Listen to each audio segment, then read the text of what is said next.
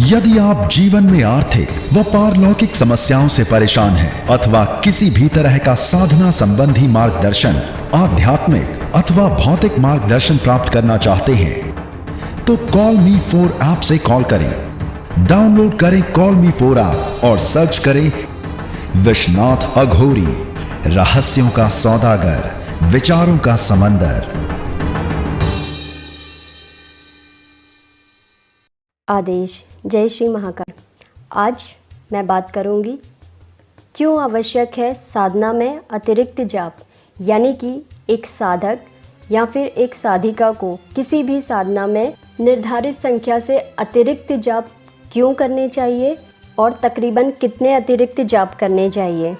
अधिकांश व्यक्ति जो होते हैं, अधिकांश साधक 100 में से तकरीबन 90% लोग कभी भी साधना में पूर्ण जाप नहीं कर पाते हैं, जिस वजह से उन्हें उनकी साधना का वो फल नहीं मिल पाता है जो वास्तव में उन्हें प्राप्त होना चाहिए।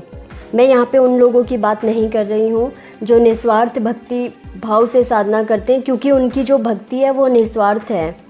उन्हें इस बात से कोई फ़र्क नहीं पड़ता कि उनकी भक्ति का, उनके जाप का, उस चीज़ का क्या प्रभाव आ रहा है। वो तो सिर्फ ईश्वर की भक्ति में रमे हुए होते हैं। हालांकि वो अगर जान ले तो उनके लिए हित में हो सकता है, क्योंकि उनके भी कई गुड पॉइंट्स होते हैं। लेकिन मैं यहाँ पे उनकी बात बिल्कुल भी नहीं कर रही हूँ, क्योंकि उन्हें इस बात से कोई फ़र्क ही नहीं पड़ता, क्योंकि उनकी भक्ति तो निस्वार्थ भक्ति है।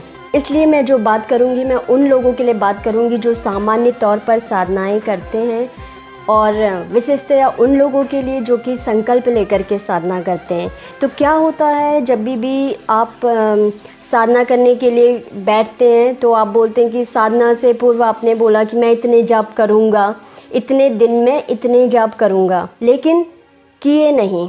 अब क्यों नहीं किए ये भी मैं बता देती हूँ। बहुत बार क्या होता है, साधना के दौरान में इस तरीके की स्थिति बनती है, जैसे कई बार बहुत सारे व्यक्ति होते हैं जिनकी ऊर्जा कम होती है, या फिर जो नवीन साधक होते हैं उनके साथ में ये स्थिति ज़्यादा होती है कि साधना के दौरान में नींद आना, जम्हाई आना, उबासी आना, सरदर्द होना, या फिर कई बार उनकी स्वयं की गलती से वो गिनतियाँ भूल जाते हैं, यानी कि उन्होंने कितने जाप किए हैं। तो उस स्थिति में क्या होता है, जो भी उन्होंने जाप किए होते हैं वो गड़बड़ हो जाते हैं। और बहुत बार क्या होता है, शक्ति के अनुभव भी होते हैं। अब शक्तियों का अनुभव इस तरीके का होता है कि आपका एक जाप के ऊपर दूसरा जाप चढ़ जाना, यानी कि आप एक मंत्र जाप कर रहे हो और मंत्र जाप करते करते आप दूसरा मंत्र पढ़ने लगते हो, उसे बोलते हैं एक जाप पर दूसरा जाप चढ़ जाना। और कई बार क्या होता है कि इस तरीके की भी स्थिति बन जाती है जब शक्ति का प्रविष्टीकरण होता है, जो शक्ति के छाया स्वरूप की मैं बात करती हूँ, जब मैं एक वास्तविक अनुभव की बात कर रही हूँ यहाँ पे, ठीक है। तो जब शक्ति का जो छाया प्रतिरूप होता है, जब जिस समय आपके साधना कक्ष में उसका प्रविष्टीकरण होता है और साधक के शरीर में प्रविष्टीकरण होता है, तो उस समय के लिए जो एक स्थिति बनती है साधक की, वो बहुत तीव्र एनर्जी उस समय में क्रिएट होती है, जनरेट होती है, और एक वाइब्रेशन की स्थिति बनती है, और जो आपके जाप होते हैं वो बहुत ज़्यादा तीव्र गति से होने लगते हैं उस स्थिति में। और वो कोई बहुत ज़्यादा वक्त नहीं होता, एक बहुत छोटा ही भाग होता है समय का, लेकिन आपकी जो जप संख्या होती है वो बहुत बढ़ जाती है। और कुछ स्थिति इस तरीके की बनती है कि शक्ति अनुभव जब आपका संपन्न हो जाता है, उसके बाद में आप जाप संख्या भूल जाते हैं। ये अधिकांश लोगों के साथ में होता है। तब क्या होता है कि आपको ये लगता है कि मैंने इतने जाप कर लिए, लेकिन वो जाप नहीं होते। तो ये चीज़ कभी कभी आपकी जो होती है परीक्षा तौर पे भी होती है, और कभी कभी व्यक्ति की खुद की गलतियों से भी।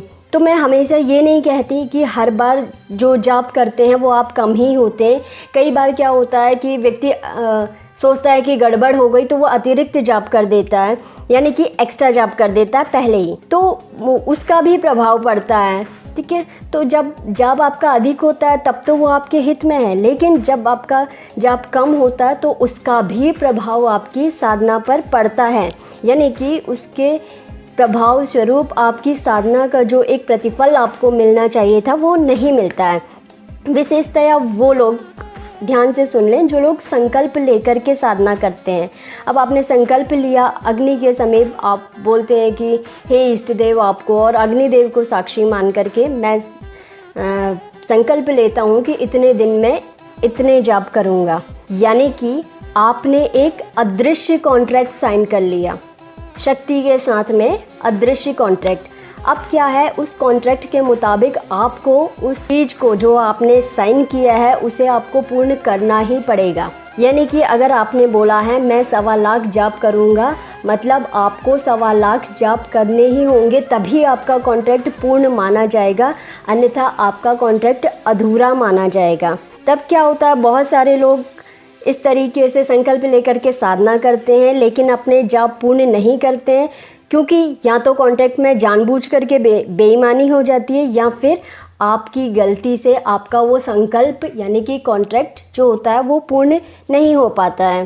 फिर आप उम्मीद लगाए बैठे रहते हो कि मेरी मनोकामना पूर्ण नहीं हुई। कहाँ से हो, क्योंकि आपने तो पूर्ण किया ही नहीं। आपने बोला था मैं ये करूँगा, अब बदले में ये हो, लेकिन जब आपने वो किया ही नहीं तो फिर ऐसा क्यों हो।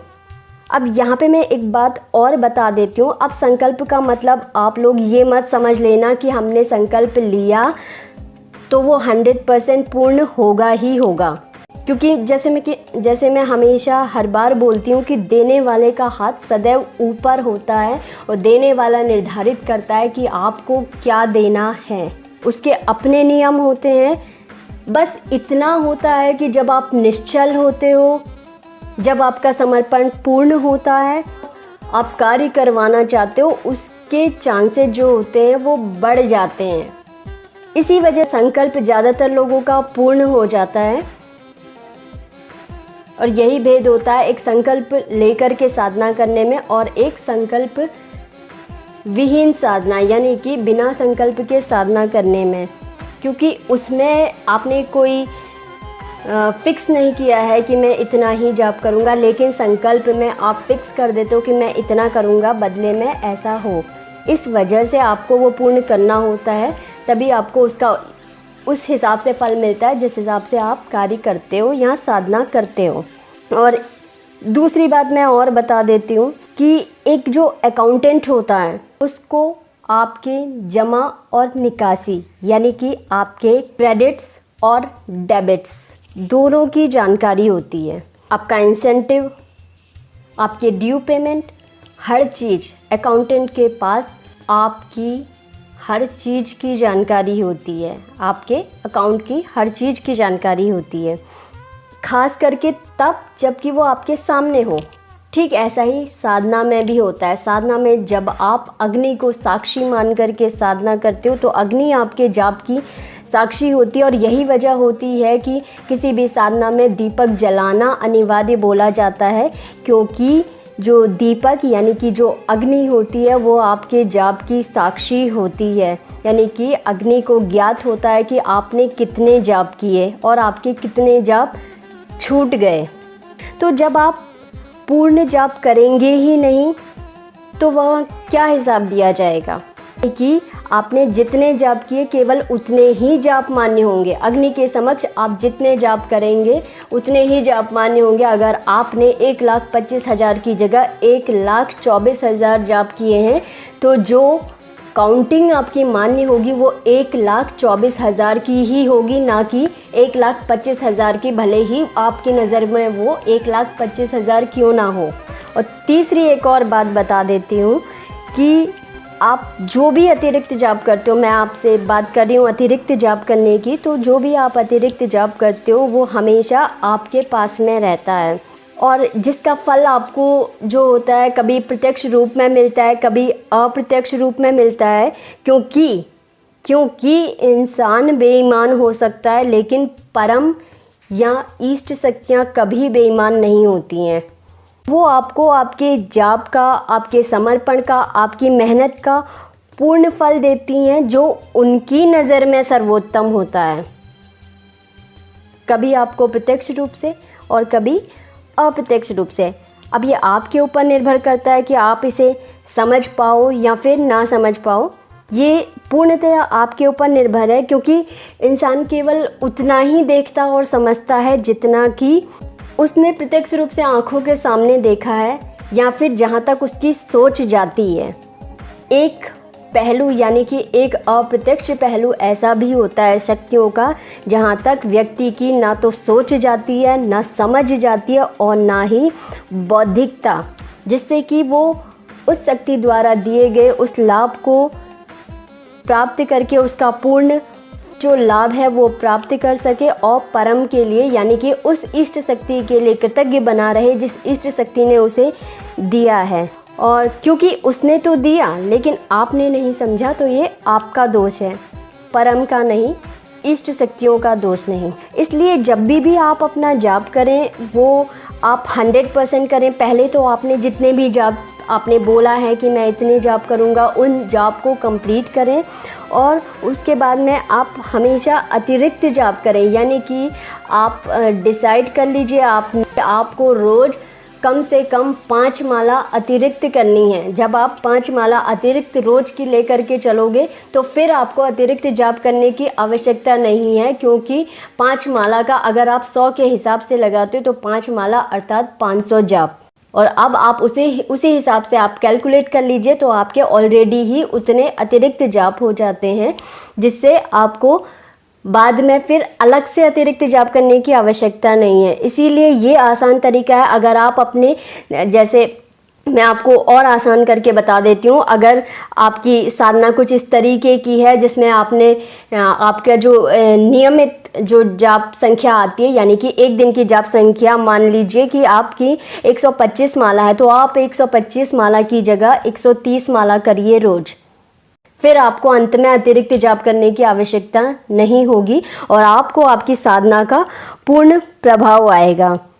इसलिए जो भी करिए आप अपना 100% करिए, बाकी जो वो दे वो उसकी मर्ज़ी पर छोड़ दीजिए, क्योंकि अगर आप सही हो तो वो 100% देगा और अगर आप नहीं हो तो आपने जितना किया है उसका फल तो आपको मिलेगा ही मिलेगा, क्योंकि इष्ट शक्तियाँ कभी भी आपकी कोई चीज़ रखती नहीं है, बल्कि जो भी आप उन्हें देते हो वो आपको उसका दुगना तिगना करके वापस लौटा देती हैं।